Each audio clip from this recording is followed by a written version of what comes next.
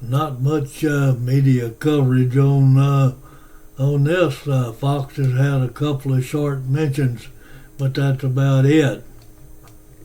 I think it's important that every American know the impact. The State Department had a meeting with a second high-level meeting in Washington, I think on last Monday. And I think it's plain as day as a prairie sky. A grassroots Alberta independence movement has been cranking up steam this year, and its leaders just took multiple meetings in Washington.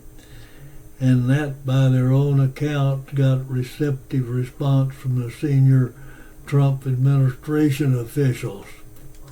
The group behind the push, the Alberta Prosperity Project, officially formed as a Commonwealth delegation and says it's been building a large petition and volunteer base to force the referendum of leaving Canada. Their proposed ballot question reads, do you agree that the province shall become a sovereign country and cease to be a province of Canada? And that's the chasing the signatures is to get on the ballot. Well, this wasn't just a coffee shop talk and a powwow.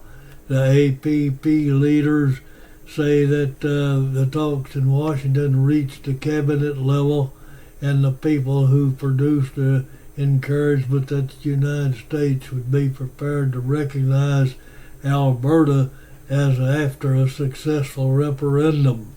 That potential U.S. recognition is a single biggest shift because international recognition is usually the hardest hurdle for a breakaway movement.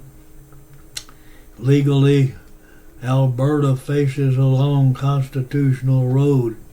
Canada's Supreme Court framework and the Federal Clarity Act require a clear question and a clear majority and to give Ottawa and the Parliament roles in judging clarity and triggering the negotiations.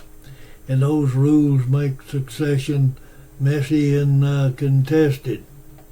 On the ground, numbers are rising, and yet the majority polling membership claims that support's growing, and hundreds of thousands of pledges with the support of that eliminates a high 30% range in some polls and not above 50% on the outright. So here's what it means for us watching from Texas. If Alberta vote is yes, their movement claims that it'd be a faster path to recognition of the business-friendly trade with the United States, and they don't get the votes or the courts Ottawa block it and the possession, and this reshapes the politics of Canada and keeps Washington Washington. Hey, if you made it this far, thank you for watching. And if you like to be notified on the next video, subscribe. It's completely free and it helps our channel grow. And this is Thoughts While Thinking, and these opinions are mine.